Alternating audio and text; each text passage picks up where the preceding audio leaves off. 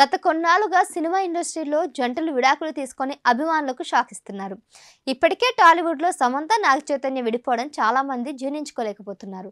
అలాగే దాదాపు 18 ఏళ్లు కలిసిన ధనుష్ ఐశ్వర్య కూడా విడిపోవడంతో ఫ్యాన్స్ బెంగపడ్డారు. ఇక మ్యూజిక్ డైరెక్టర్ జీవి ప్రకాష్, హీరో జయం రవిలు కూడా వారి భార్యల నుంచి విడిపోతున్నట్లు ప్రకటించడంతో వీళ్ళ మ్యారీడ్ లైఫ్కి ఏమైందంటూ సోషల్ మీడియాలో కామెంట్ల వర్షం కురిపిస్తున్నారు.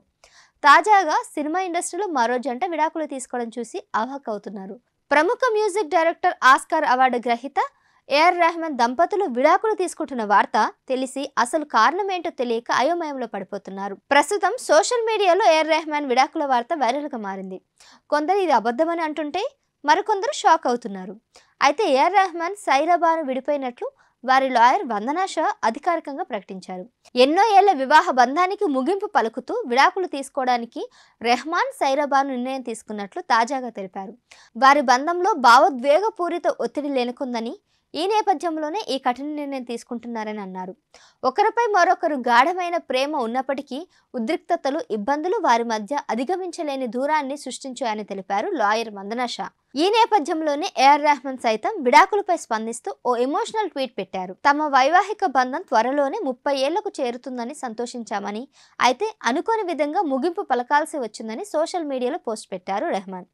పగిలిన హృదయాలు దేవుణ్ణి సైతం ప్రభావితం చేస్తాయి, కానీ పగిలిన ముక్కలు మళ్ళీ యథావిధిగా అతుక్కోలేవని, అయినప్పటికీ మా దారుల్లో అర్థాన్ని వెతుక్కుంటామన్నారు.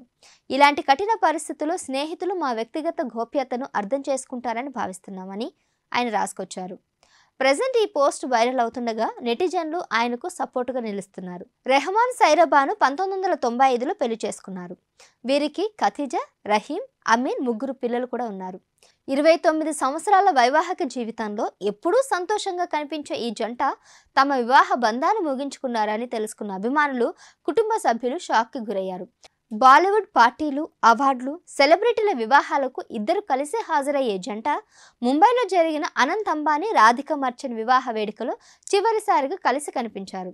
విడాకుల విషయంపై వారి పిల్లలు ఖతీజా, రహీమా, అమీన్ స్పందిస్తూ సోషల్ మీడియాలో పోస్టులు పెట్టారు. తమ తల్లిదండ్రుల విడాకుల విషయంలో గోప్యత పాటించి గౌరవంగా వ్యవహరించినందుకు మీ అందరికీ చాలా ధన్యవాదాలంటూ రహీమా పోస్ట్ పెట్టారు.